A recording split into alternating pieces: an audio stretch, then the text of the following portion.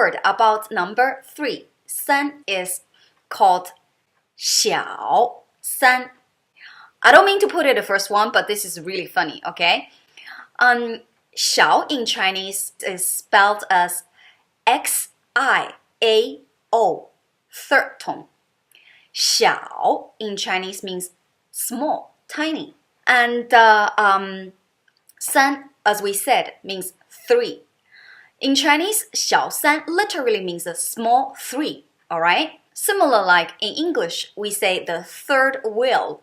In Chinese, we actually call the third wheel 小, small, 三, number 3. So the little number 3 out of the relationship. And 小三 is used as a noun, so you can say he's a 小三 or she's the 小三.